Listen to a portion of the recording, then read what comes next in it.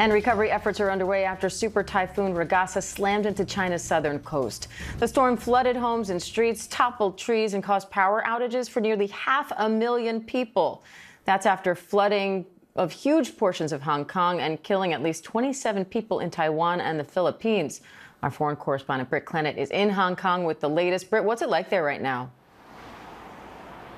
Well, relative calm here now, but there is a huge cleanup effort underway both here and in southern China after Super Typhoon Ragasa lashed the region. We saw today uprooting trees, damaging roads and causing widespread destruction, flooding rather, in some areas. Now, Ragasa, we have to remember, it was the most powerful tropical cyclone we've seen so far this year, Diane. You know, international flights, they are resuming, but, you know, the storm effectively brought one of the world's busiest airports to a complete standstill with hundreds of flights grounded. And over the border in mainland China, you know, several densely populated cities have been impacted by the storm, including Guangdong, which is home to tens of millions of people. You know, strong winds ripping trees down, destroying fences. And, you know, in Zhuhai, which is also densely populated, you know, we've seen video as rescuers using inflatable boats to find stranded residents there. And according to Chinese state media, water actually reached some first-floor homes in some of the older neighborhoods. So certainly we're still counting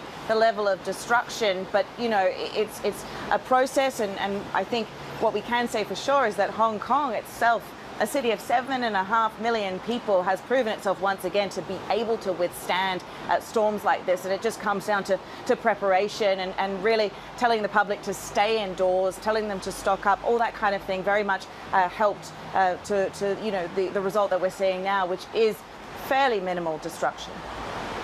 And Britt, how are recovery efforts going?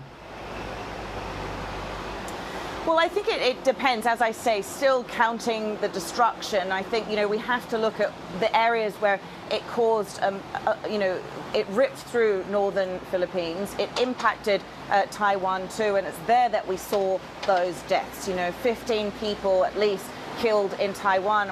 We believe there's something like 31 people still missing when a barrier lake broke. In the Philippines, 11 deaths at least have been reported. You know, these are areas, certainly northern Philippines, where you're talking about tiny islands, small communities. A huge typhoon like that ripping through those, you know, it goes to show that certainly, you know, we have to consider these smaller communities that might not have the infrastructure compared to Hong Kong. But as the scale of damage continues to emerge, we also have to look at places like Macau, you know, low-lying areas. On social media, they actually showed residents in Macau fishing in the flooded streets because they were using bags and in some cases hands to catch fish that have been brought in to the streets by Ragasa.